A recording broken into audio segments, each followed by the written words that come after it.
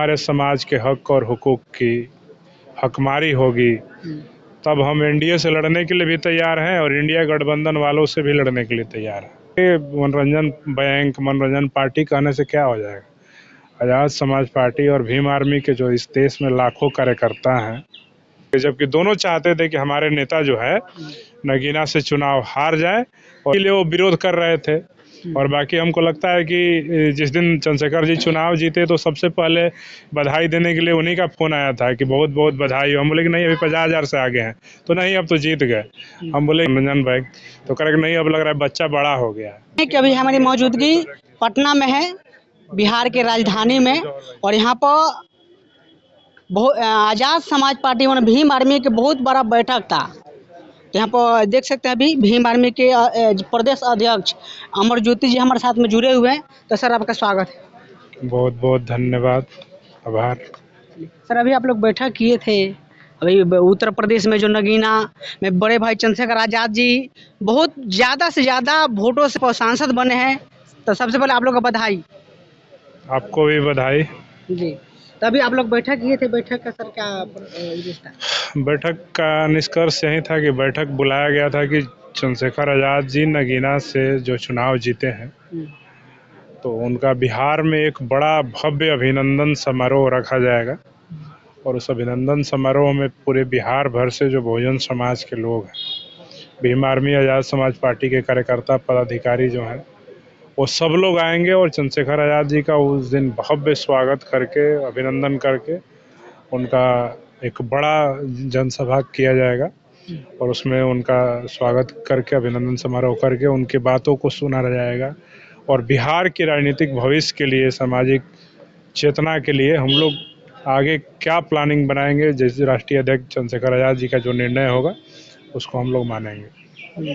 आज तो प्रधानमंत्री शपथ भी ले लिए, तो ये जो चंद्रशेखर आज़ाद जी जो सांसद बने हैं, तभी सर कहाँ पर किधर जाएंगे वो आपको? चंद्रशेखर आज़ाद जी हमारी पार्टी में एक नेशनल कमेटी है और नेशनल कमेटी जो तय करेगी उसी के आधार पे ना वो निर्णय लेंगे।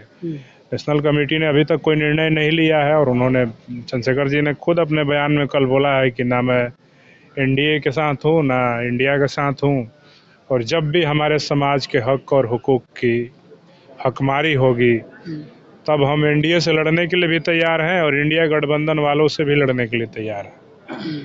तभी आप लोग का 25 का सर क्या अभी तैयारी है? 2025 में बिहार के सभी सीटों पे हम लोग चुनाव लड़ने की तैयारी कर रहे हैं। उसी को लेकर के आज प्रदेश कमेटी और जिला कमेटी का बैठक बुलाया गया था भीम आर्मी और आज़ाद समाज पार्टी का।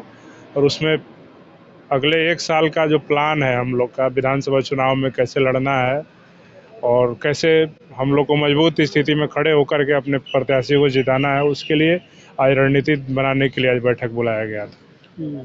तो सर, इस बात पर भी चर्चा हुआ होगा कि पार्टी अकेले चुनाव लड़ेगी कि किसी के साथ में? अभी तो हम अकेले की ही तैयारी कर रहे हैं, बात बाकी क्या होगा भविष्य में वो नहीं जानते हैं। लेकिन अभी हम लोग आज़ाद समाज पार्टी बिहार के सारे सीटों पे अकेले चुनाव लड़ने की तैयारी कर रही है और जहां भी हम मजबूत स्थिति में होंगे सब जगह प्रत्याशी देकर के चुनाव लड़ेंगे। बार के ऐसा समय है कि जो बिहार के सबसे बड़े पत्रकार जो हैं वेद प्रकाश जी, तो तमाम लोगों को बता रहे थे, गुमराह कर रहे थे कि ये जो आज़ाद समाज पार्टी है वो मनोरंजन वाला पार्टी है। क्या बोलेगा सर? सबसे बड़ा पत्रकार का तमगा उनको कौन दिया है? सबसे बड़ा पत्रकार तो आप बता रहे हैं, हम नहीं मानते हैं कि वो सबसे बड़े पत्रकार हैं।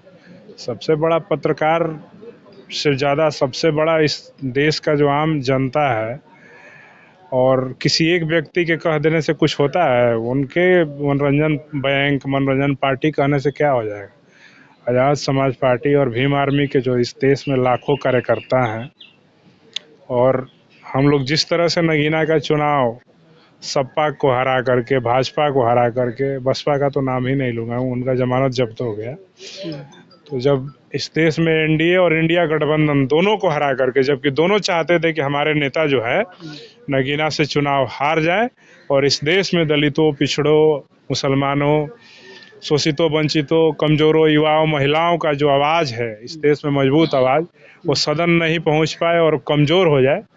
लेकिन हम सबके भीम आर्मी और आज़ाद समाज पार्टी के कार्यकर्ताओं के मेहनत से और नगीना के जनता के प्यार और आशीर्वाद से हम लोग बड़े मार्जिन से जीत दर्ज किए और वहाँ के जितने भी प्रत्याशी जो चुनाव हारे हैं, कहीं भी दूर दूर तक किसी राउंड में किसी विधानसभा क्षेत्र में हमारे नेता चंद्रशेखर आज़ाद के सामने किसी एक राउंड में भी वो हमसे ज़्यादा वोट नहीं प्राप्त किए।